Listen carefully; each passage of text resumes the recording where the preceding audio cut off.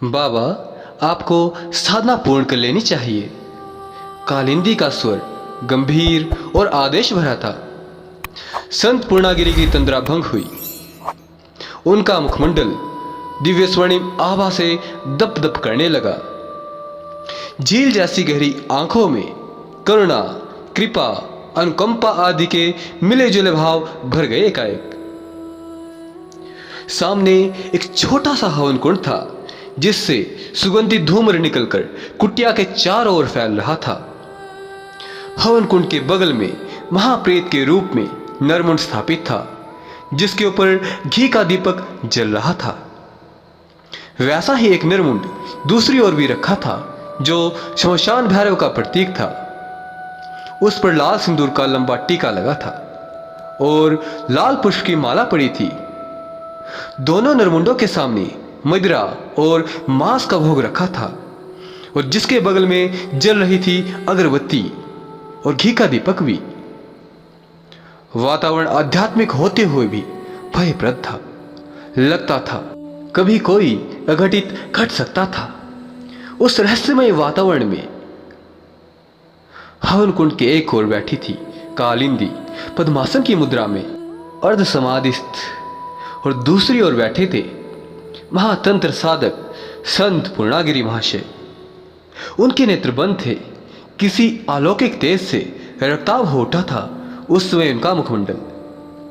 उनकी उंगलियों में फंसी माला द्रुत गति से घूम रही थी। उसमें कभी कभी रोमांचित हो उठता था उनका सारा शरीर, फिर हल्के से काम भी उठता अपने आप।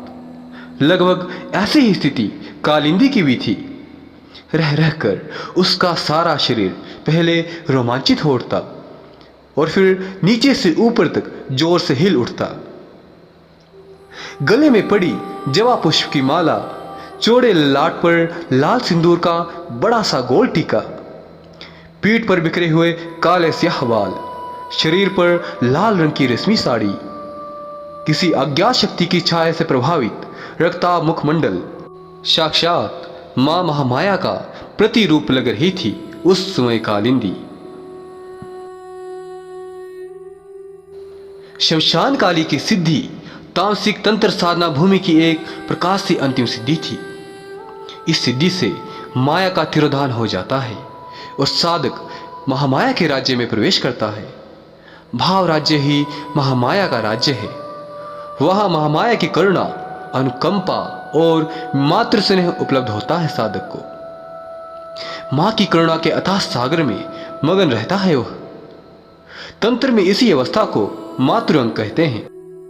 मातृअंक अर्थात मां की गोद परम शांति और परम करुणा का सागर भरा रहता है। जिस गोद में कौन भला त्याग करेगा ऐसी गोद को, ऐसे मातृअंक को। साधक का मंत्र जप चल रहा था। कुछ क्षण बाद मौन और गंभीर भाव से अपना दाहिना हाथ आगे बढ़ाकर मदिरा पात्र कालिंदी के रक्ताभ ओंठों से लगाया उन्होंने।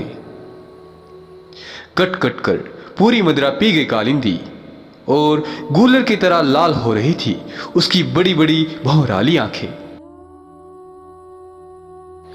लगा कभी किसी पल खून टपक पड़ेगा इन आंखों से।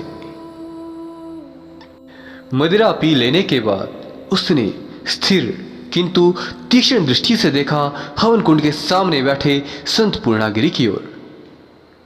उस रहस्यमय दृष्टि में क्या था, क्या कोई समझ सकेगा और क्या कोई उसकी परिभाषा कर सकेगा? नहीं, कोई नहीं। दूसरे क्षण उसी रहस्यमय दृष्टि से बाल से पतली नीले रंग की एक प्रकाश रेखा धीरे धीरे साधक की ओर बढ़ने लगी, निकलकर और अंत में समा गई साधक के चौड़े ललाट पटल पर। शमशान में घोर निस्तब्धता बिखरी हुई थी। कभी कदा गंगा पार से सियारों के संवेद स्वर में रोने की आवाज उस शमशानी नीरवता को कर देती थी भंग। एकाएक शमशान का वातावरण अप्रिय हो उठा। शमशान की सोई हुई प्रेत आत्माएं जाग उठी एक वारगी और नरकंकाल के रूप में कुटिया को चारों ओर से घेर लिया। वे सभी नर कंकाल एक दूसरे से टकरा रहे थे, एक दूसरे पर गिर रहे थे, फिर उठते थे। लगा जैसे वे सभी ताली पीट पीट कर आपस में नृत्य कर रहे हों। कभी कभी वे जोर जोर से चिल्लाने लगते थे या फिर लगते थे सामूहिक रूप से विलाप करने। अब तक शमशान का वातावरण अति भयंकर और रोमांचक बन चुका था। कब कौन सी चमत्कारी घटना घटेगी कहा नहीं जा सकता था। कुछ देर बाद नरकंकालों का सामूहिक नृत्य समाप्त हुआ और सभी शमशान में समा गए। अब उनका स्थान ले लिया था शमशान पिशाचिनियों ने। बड़ा ही विभत्स और डरावना था उन सब का रूप। रंग काफी लंबे कद की थी, शरीर हड्डियों का ढांचा मात्र था।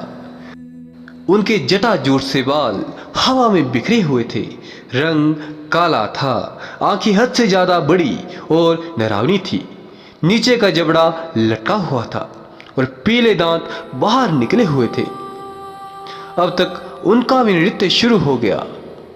मन में भय का संचार कर देने वाली भाषा में प्रलाप भरे स्वर में न जाने क्या क्या गाकर अपने अपने स्थान पर झूम रही थी वह। आगे की घटना का मैं आपके समक्ष वर्णन करूं इससे पूर्व मेरा आपसे एक छोटा सा निवेदन है।